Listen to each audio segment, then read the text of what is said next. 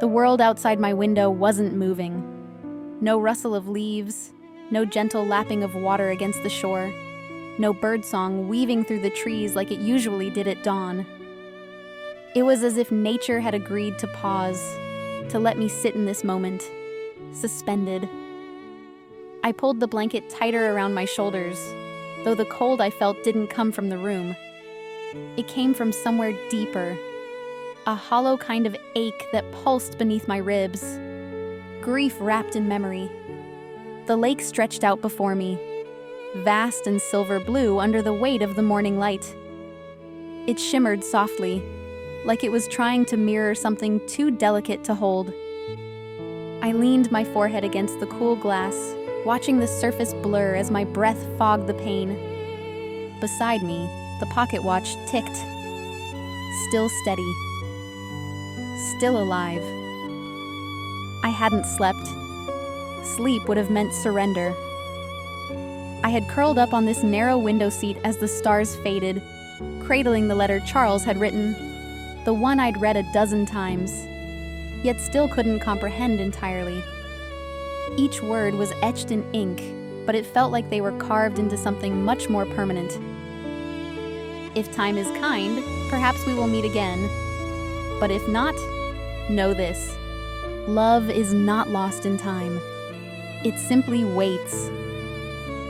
I traced the edge of the paper with my finger, slowly, reverently, like it was a relic unearthed from another life. I remembered the warmth of his fingers laced through mine, the quiet rasp of his voice as he said my name like it was a sacred truth, the music he poured from his soul into the piano as if I were his only audience. And I remembered the pain, the split second when time tugged me back. It hadn't been dramatic. It wasn't a storm or a flash of light, just an unraveling, like threads slipping loose from a seam until suddenly, everything I had touched with him, his skin, his smile, his laughter, was behind glass again. That fracture still lived inside me. Part of me wanted to run through the ritual again, tear away every trace of this century, light the candles, sit in perfect silence, and believe with every fiber of my being, will myself into that golden pocket of time again. But I'd already done that, and belief, powerful as it is, doesn't stop time from closing its fingers around what it lends. Even if I found my way back to him, how long would I stay this time?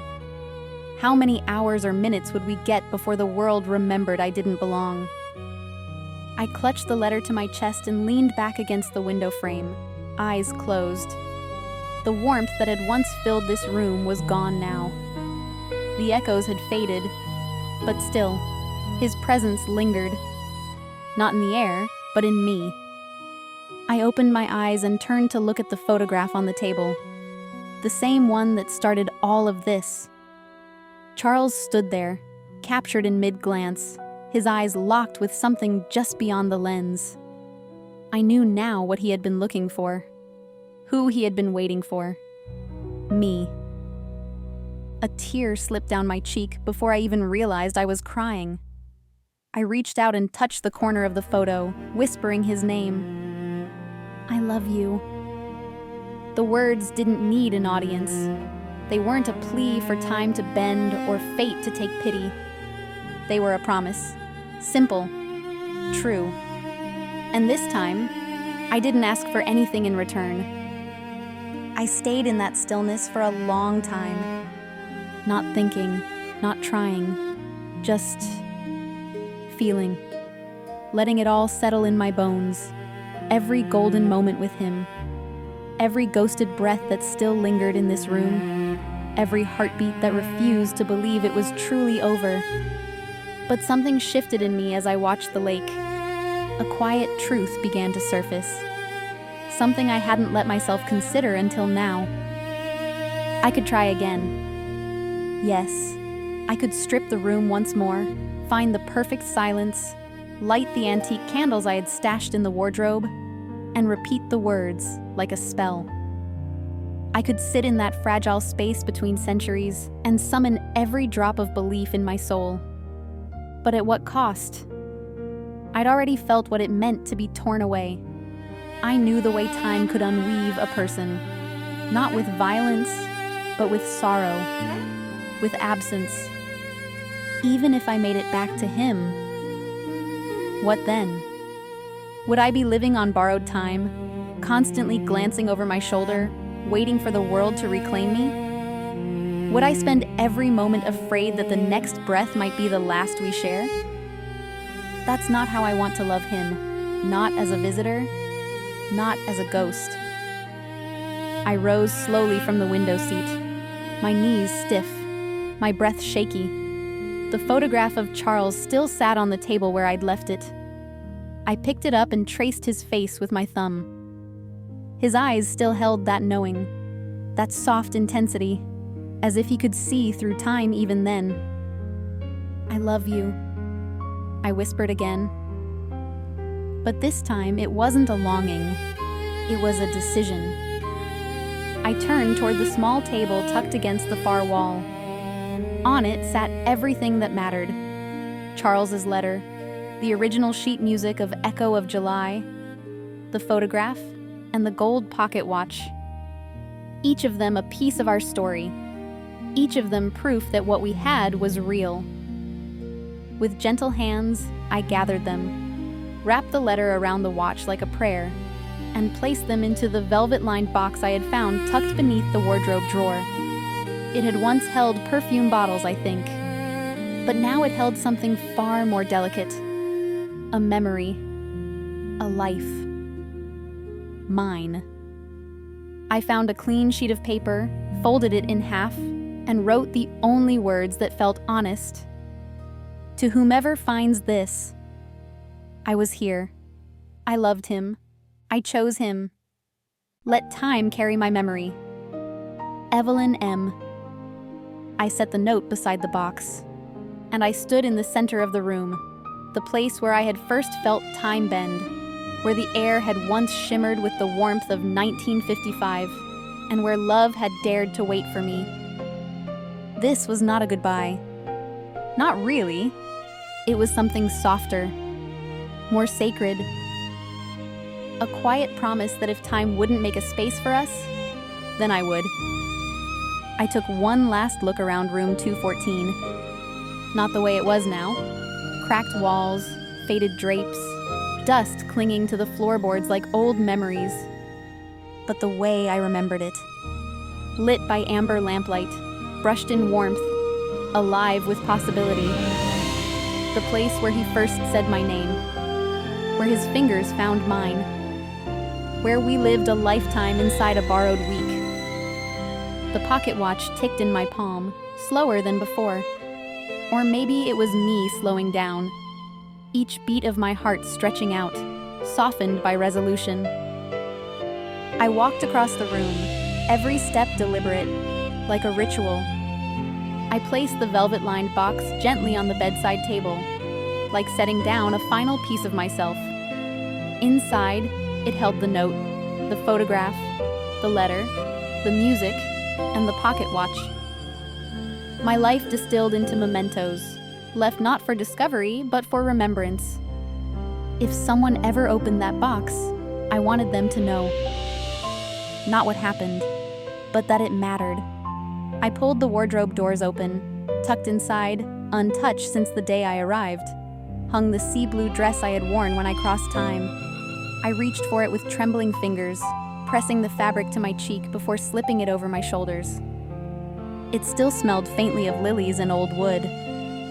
Of him. No mirror was needed. I knew who I was in this dress. I lay down on the bed, careful not to disturb the box. The ticking of the watch was faint now, muffled by fabric, or by time itself. I curled onto my side, facing the window, and pulled the blanket over my legs like a final embrace. No candles, no recitation, no rigid belief. Just him. Just love. I closed my eyes and whispered, July 2nd, 1955. Charles. I'm coming back to you.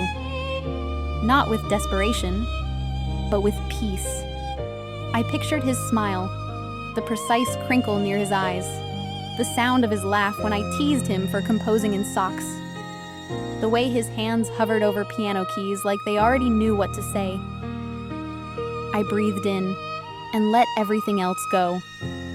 The present faded first, the weight of 2025 peeling away like old paint.